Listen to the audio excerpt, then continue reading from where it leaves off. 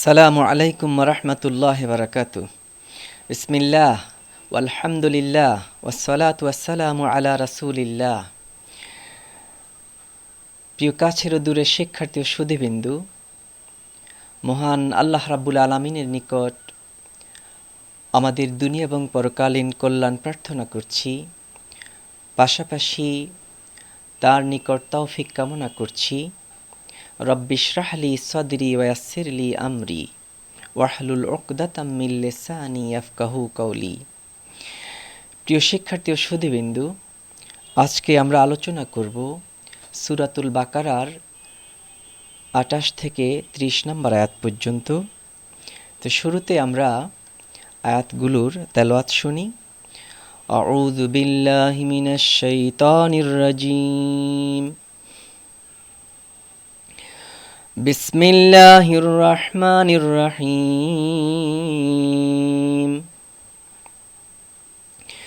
كيف تكفرون بالله وكنتم أمواتا فأحياكم ثم يميتكم ثم يحييكم ثم إليه ترجعون هو الذي خلق لكم ما في الأرض جميعا ثم استوى إلى السماء فسواهن 7 سماوات وهو بكل شيء عليم وإذ قال ربك للملائكة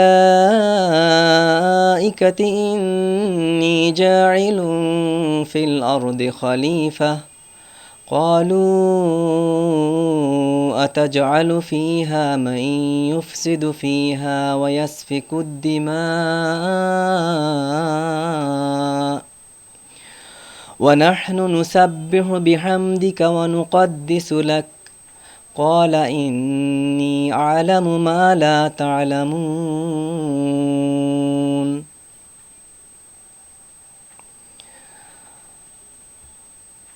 তেলাওয়াতকৃত আয়াতগুলো থেকে আমাদের জন্যে যা কিছু শিক্ষণীয় আমরা সে বিষয়ে সংক্ষিপ্তভাবে আলোচনা করব ইনশাআল্লাহ। তবে আমরা শুরুতে এই আয়াতগুলোর যে সরল অনুবাদ সেটির দিকে আমরা মনোযোগী হই। মহান আল্লাহ রাব্বুল আলামিন সমগ্র মানব জাতিকে উদ্দেশ্য করে, বিশেষ করে যারা অবিশ্বাসী সম্প্রদায়, যারা আল্লাহর সাথে কুফরিতে লিপ্ত, তিনি তাদেরকে প্রশ্ন করেন, কাইফা তাকফুরুনা বিল্লাহ, কিভাবে তোমরা মহান আল্লাহকে অস্বীকার করছো, এটি কি করে সম্ভব? ওয়াকুনতুম আমওয়াতান ফাআহইয়াকুম, অথচ তোমরা তো ছিলে মৃত, তোমরা ছিলে অস্তিত্বহীন, এরপর তিনি তোমাদেরকে অস্তিত্ব দান করলেন, অর্থাৎ তোমাদেরকে তিনি জীবন দান করলেন। ফাআহইয়াকুম, এটি হচ্ছে একটি স্টেজ, যে আমরা আগে অস্তিত্বহীন ছিলাম, এরপর দ্বিতীয় স্টেজ হচ্ছে তিনি আমাদেরকে অস্তিত্ব দান করলেন, জীবন দান করলেন। ৩ নম্বর স্টেজ হচ্ছে সুম্মা ইউমীতুকুম, যিনি তোমাদেরকে আবার মৃত্যু দেবেন। সুম্মা ইউহয়িকুম, চতুর্থ নাম্বার হচ্ছে আবারও তোমাদেরকে তিনি জীবন দান করবেন। সুম্মা ইলাইহি তুরজাউন, আর পরিশেষে তোমাদেরকে তার দিকেই ফিরিয়ে নেওয়া হবে। প্রিয় সুধীবিন্দু, উক্ত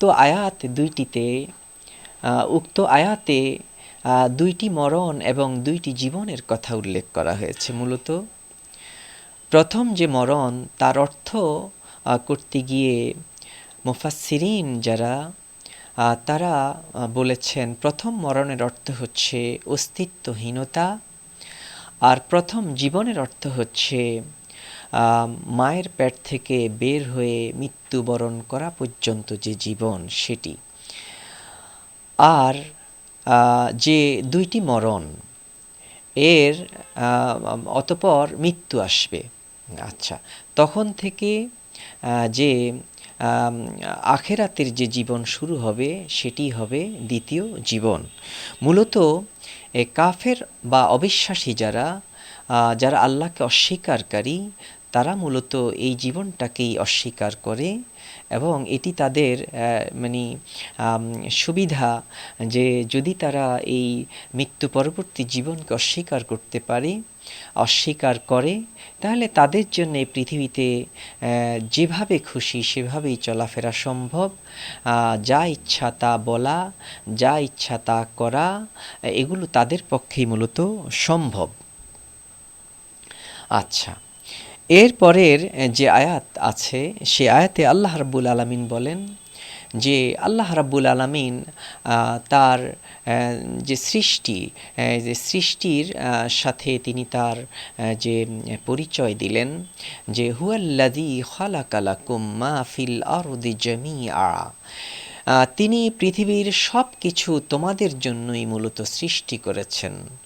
আল্লাযী খালাকা লাকুম, যিনি তোমাদের জন্য সৃষ্টি করেছেন, মা ফিল আরদি জামিআ, সকল কিছু, এই জমিনের মধ্যে যা কিছু আছে সকল কিছুই মূলত তোমাদের জন্য তিনি সৃষ্টি করেছেন।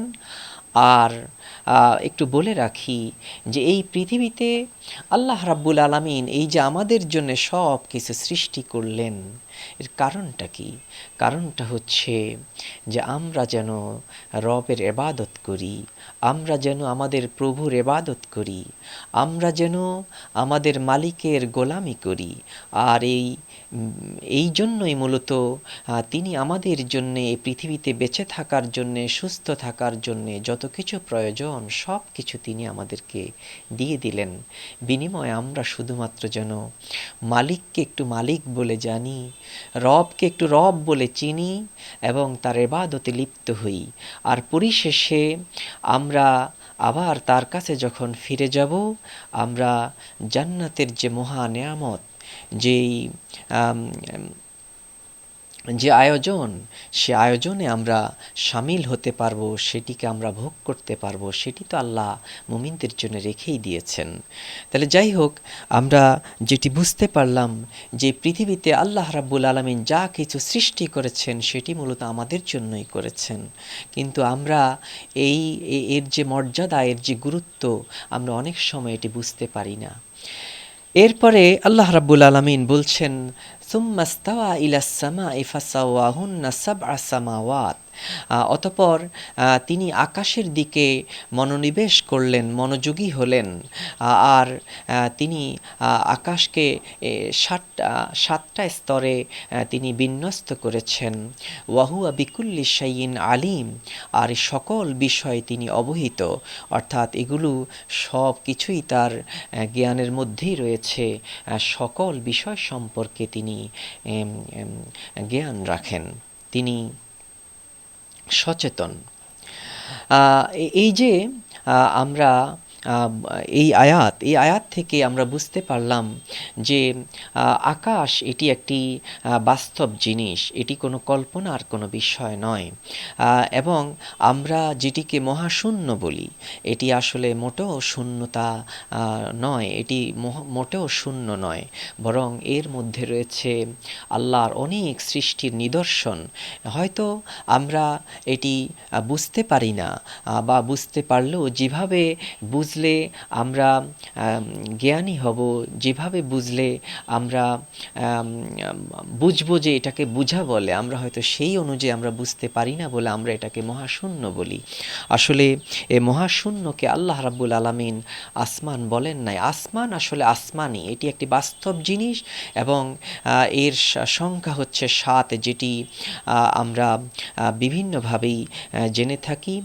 আর আমরা হাদিস অনুযায়ী জেনে থাকি যে একটি আসমান থেকে আরেকটি আসমানের দূরত্ব হচ্ছে 500 বছরের পথ। তাহলে আমরা এই আকাশের সৃষ্টি সম্পর্কেও আমরা মূলত কোরআন হাদিস সম্পর্কে একটি সুন্দর জ্ঞান লাভ করে থাকি। এছাড়া এখানে বলে রাখা ভালো, এই যে জমিন, আকাশ এবং জমিন মূলত এটি আল্লাহর যত মহান সৃষ্টি আছে, এই সৃষ্টিগুলোর মধ্যে আকাশ এক মহান সৃষ্টি, জমিন আর এক মহান সৃষ্টি। তো জমিন সৃষ্টির ব্যাপারেও কোরআন আল কারীমের মধ্যে আল্লাহ রাব্বুল আলামিন বিভিন্ন ভাবে বর্ণনা দিয়েছেন। এখানে আমি একটু উল্লেখ করব যে এই যে জমিনের যে সংখ্যা, আকাশের সংখ্যা তো 7টি যেটি আমরা জেনে থাকি, কিন্তু কোরআন আমাদেরকে একটা ইনফরমেশন দিচ্ছে। সূরা আত-তালাকের 12 নম্বর আয়াতে আল্লাহ রাব্বুল আলামিন বলেন, ওয়ামিনাল আরদি মিসলাহুন্না, যে পৃথিবীর সংখ্যাও সেই পরিমাণ। অর্থাৎ আকাশ যে 7টি, পৃথিবীর সংখ্যাও এই যে 7টি বলেই জানা যায়। এছাড়া মুহাম্মদ রাসূল সাল্লাল্লাহু আলাইহি ওয়াসাল্লাম যে তিনি বলেন যে যেই ব্যক্তি এই পৃথিবীতে অন্যায়ভাবে কারো থেকে যে এক বিঘত জমিনও আত্মসাৎ করবে, কিয়ামতের দিন 7 তবক জমিনকে তার গলায় ঝুলিয়ে দেওয়া হবে। তাহলে আমরা এখানেও এই যে 7 তবক জমিনের কথা বুঝতে পারলাম। এটিকে যদি আমরা বলি 7টা স্তর হতে পারে, এটি যদি আমরা বলি 7 আসমান যেরকম, তেমনি জমিনও এরকম 7টি লেয়ার আছে, 7টি জমিন আছে, এক একটা থেকে আরেকটা দূরত্ব এরকম হতে পারে, আল্লাহু আলাম। এরপরের যে আয়াত, সে আয়াতে আল্লাহ রাব্বুল আলামিন এবং এই যে তার সৃষ্টি যে ফেরেশতা, এই ফেরেশতার মধ্যে এই যে কিছু বিষয়, তারপরে এখানে মানব সৃষ্টি, মানুষকে এই যে এখানে খলিফা করা, এই কথাগুলো এখানে এসেছে। আল্লাহ রাব্বুল আলামিন বলেন, ওয়াইদ ক্বালা রাব্বুকা লিল মালাইকাতি ইন্নী জাইলুন ফিল আরদি খলিফা ক্বালু আতাজআলু ফিহা মান ইউফসিদু ফিহা ওয়া ইয়াসফিকুদ দিমা ওয়া নাহনু নুসাব্বিহু বিহামদিকা ওয়া নুকদ্দিসু লাক ক্বালা ইন্নী আ'লামু মা লা তা'লামুন। আল্লাহ রাব্বুল আলামিন বলেন যে, আর স্মরণ করো যখন তোমার প্রতিপালক ফেরেশতাদেরকে বললেন আমি পৃথিবীতে প্রতিনিধি সৃষ্টি করছি। আচ্ছা, তখন ফেরেশতারা বলল, আপনি কি সেখানে এমন কাউকে সৃষ্টি করবেন যারা সেখানে অশান্তি ঘটাবে, রক্তপাত করবে, অথচ আমরাই তো আপনার মহিমা কীর্তন করছি বা পবিত্রতা ঘোষণা করছি। তখন আল্লাহ রাব্বুল আলামিন বলেন, নিশ্চয়ই আমি যা জানি তোমরা তা জানো না। প্রিয় শিক্ষার্থী ও সুধীবৃন্দু, এই আয়াতের যেই সংক্ষিপ্ত আলোচনা, তাতে প্রবেশ করার আগে একটি কথা বলে নিতে হয়। আমরা কেউ আছি মনে করে থাকি যে আল্লাহ রাব্বুল আলামিন এই পৃথিবীতে মানব সৃষ্টির পূর্বে, মানুষকে সৃষ্টির পূর্বে তিনি ফেরেশতাদের কাছে পরামর্শ চেয়েছেন যে তিনি মানুষকে পৃথিবীতে পাঠাবেন কি না।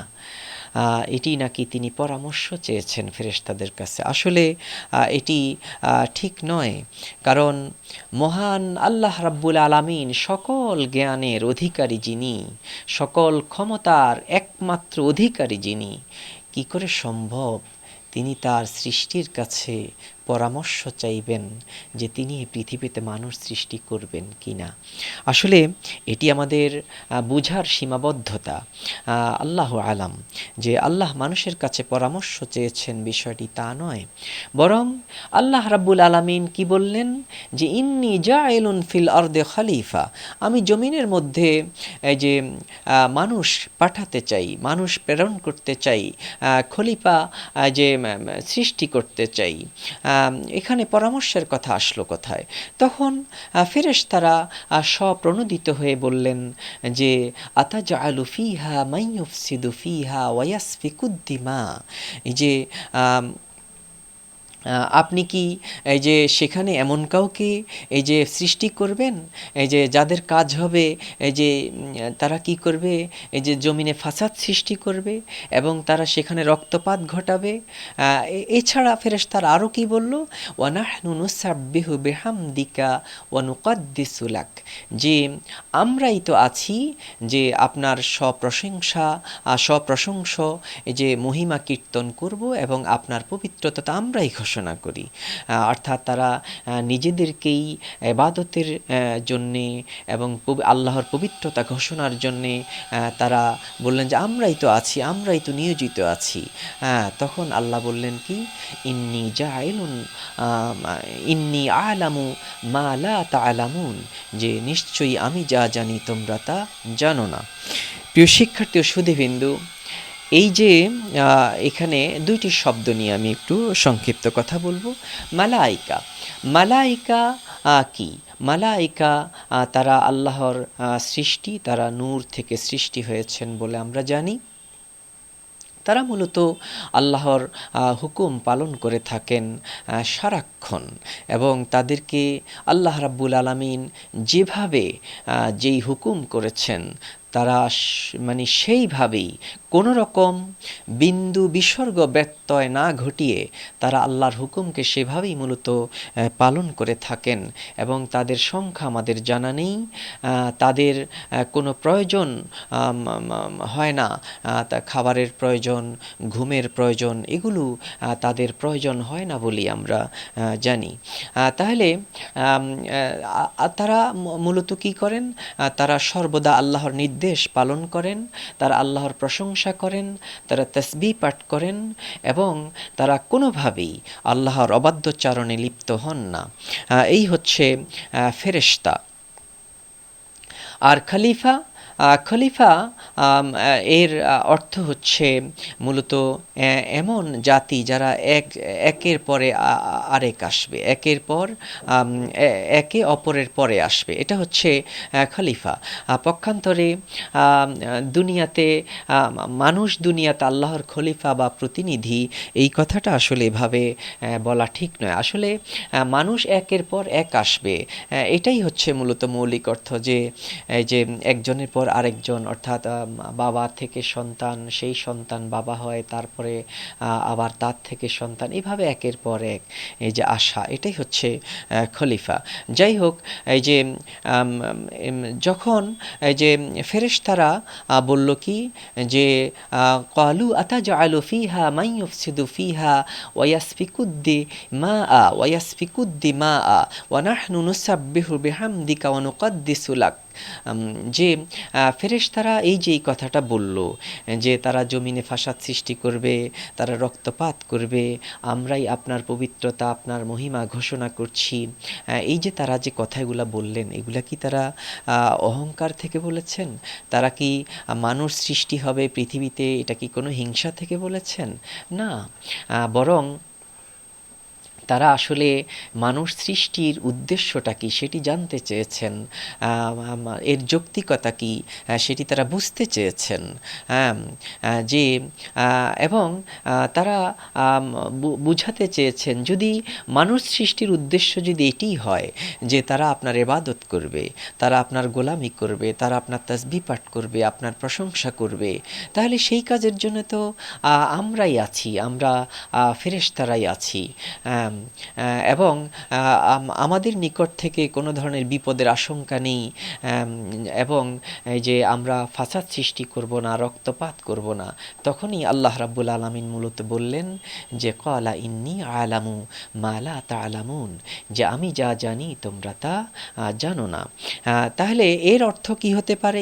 এই সর্বশেষ এ কথার এর অর্থ হতে পারে যে আমি জানি যে তাদের কল্যাণের দিক যেহেতু তোমাদের উল্লিখিত এই যে তোমাদের ধারণাকৃত এই যে ফাসাদের চেয়েও থেকেও বেশি, তাই তাদেরকে আমি সৃষ্টি করছি, এটি আমি জানি, তোমরা তা জানো না। কারণ তোমরা এই কথা তো জানো না যে এই যে এই মানুষদের মধ্য থেকেই নবী হবেন, এই মানুষদের মধ্য থেকে থেকেই রসুল হবেন, এই মানুষদের মধ্য থেকেই কত কৃতজ্ঞ বান্দা হবেন, এই মানুষের মধ্য থেকেই কত শহীদ হবেন, কত সৎকর্মশীল হবেন, কত বিনয়ী মানুষ হবেন, কত বড় বড় ইবাদতকারী এই যে মানুষও হবেন। তাফসিরে ইবনে কাসিরের মধ্যে এই কথাগুলো, এই আয়াতের ব্যাখ্যা, এই কথাগুলো এসেছে। এবার আমরা সর্বশেষ যে পয়েন্টটা নিয়ে আলোচনা করব যে আদম সন্তানের ব্যাপারে ফেরেশতারা এই ধারণাটা যে পেলেন কিভাবে, যে মানুষ পৃথিবীতে ফাসাদ সৃষ্টি করবে, রক্তপাত ঘটাবে, এই ধারণাটা তারা কোথায় থেকে পেলেন? এটি হতে পারে এভাবে যে এই পৃথিবীতে মানুষের পূর্বে যেহেতু জিন সম্প্রদায়ের বসবাস ছিল, তারা অত্যন্ত দাপটের সাথে পৃথিবীতে বসবাস করত এক সময়। তো তাদের যে কার্যকলাপ, তাদের যেই আচার আচরণ, এগুলো এক সময় এমন পর্যায়ে পৌঁছে গিয়েছিল যে তারা সেখানে ফাসাদ সৃষ্টি করেছে, রক্তপাত ঘটিয়েছে। হতে পারে যে ফেরেশতারা সেই বিষয়গুলোকে এই যে তাদের জ্ঞানের মধ্যে নিয়েই মূলত এরকম একটি কথা তারা বলে থাকতে পারেন, অথবা কেউ কেউ বলে থাকেন যে এই এতটুকু জ্ঞান আল্লাহ রাব্বুল আলামিন এই যে তাদেরকে আগে থেকেই দিয়ে দিয়েছেন, যে তারা এরকম কাজও করবে। তো আল্লাহই ভালো জানেন। তো প্রিয় শিক্ষার্থীবৃন্দু, আমরা আজকের এই যে আয়াতগুলো, এই যে কোরআনের এই যে শিক্ষা, এটা থেকে আমরা জ্ঞান অর্জন করব, আমরা তাকওয়া অর্জন করব, এবং এই আয়াতের যে দাবি, যে পৃথিবীতে আল্লাহ রাব্বুল আলামিন যে আশায়, যেই ভালোবাসায় আমাদেরকে সৃষ্টি করেছেন, আমরা যেন তার গোলামি করব, এবং তিনি আমাদের জন্য আকাশ আর জমিনের মধ্যে যত কিছু আছে সব তিনি আমাদের জন্যই সৃষ্টি করেছেন। সুতরাং আমরা তার প্রতি কৃতজ্ঞ বান্দা হব, আমরা তার প্রতি সদা কৃতজ্ঞ থাকব, এই হোক আমাদের আজকের প্রত্যয়। তো আজকে এতটুকু পর্যন্ত। সুবহানাকাল্লাহুম্মা বিহামদিক, আশহাদু আল্লা ইলাহা ইল্লা আনত, আস্তাগফিরুকা ওয়া আতুবু ইলাইক।